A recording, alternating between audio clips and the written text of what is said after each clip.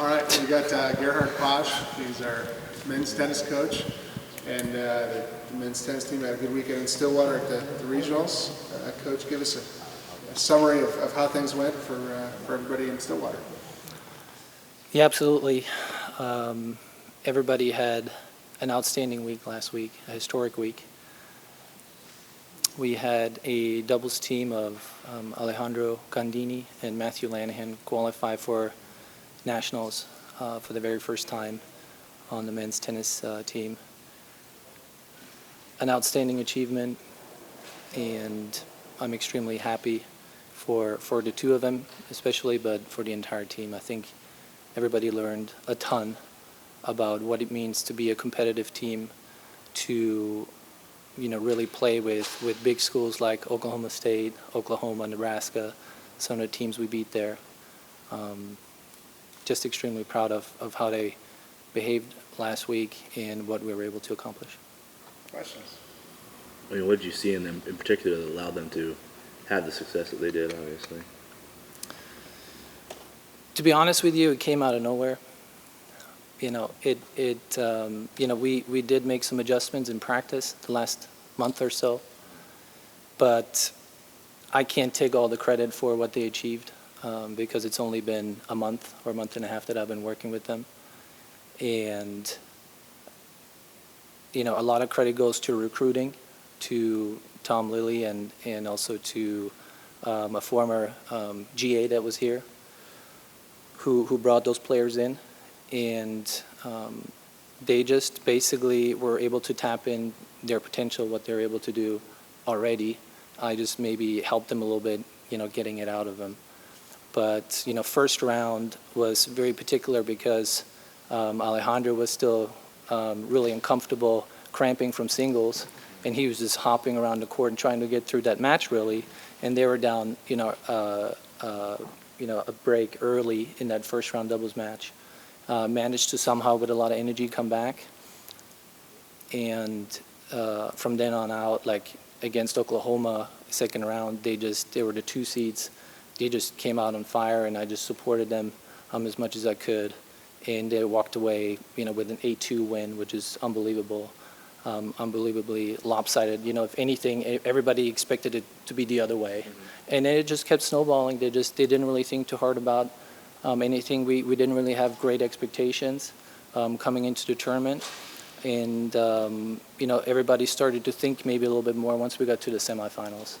Once we played Nebraska in the semifinals, we knew that okay, if we win one more match, then we'll be at nationals, and so that was a new situation for all of us, and I think we handled it really well. But they really pushed themselves as players, and they really pushed me as a coach too, because those are some situations that, in all honesty, that I've never been in really as a coach either. So it was a huge learning experience for them and for me.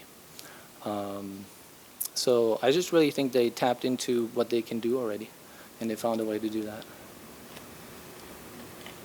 At the beginning of the year, did you think you'd have a team that would be able to go to nationals? No, not really. I wasn't really thinking about it. Our goal, as I said in the first press conference, is to win the Big East. And it's so funny because the final that they lost, very very closely, they probably played their best match. That was probably their best match of the tournament. And they kind of know what that feels like now, to be in a position of winning something really important and not being able to come through by none of their own fault, really. I think they played an outstanding match, but I don't think they want to have that feeling again. So if anything, that if we can take that feeling of, we don't want to come up short when it really matters, when we want to win the Big East in April, that's our big goal, then I think that would be another win for us as a team. What did you learn about yourself coaching in that environment for the first time? Oh, it's just you have to be very focused, and you have to be able to pay attention to a lot of small details. So much of it in those situations is that you really need to know how to handle your players well, and how to get them into a competitive state of mind, and for that you have to have really, really good presence of mind. And so it's just constant, I don't know, constant evaluation, you know, of the opponents and what your players are doing. And there I was able to draw on my own experience a lot because I've been in similar situations. But I really think that especially when it comes to Alejandro and Matthew, they surpassed me a little bit as a player because I think because they made it to the finals, they're going to be at nationals. This should result in a national ranking. And I personally, as a player, was never nationally ranked. So I told them too, like they learned a lot from me, I think, as a coach during that tournament, but I learned, especially in that final, semifinal, I learned a lot from them because Alejandro, for instance, was extremely poised and showed the leadership that we were hoping he would, you know, show. And Matthew is just, you know, an outstanding leader anyways. He's always been an outstanding leader from the beginning.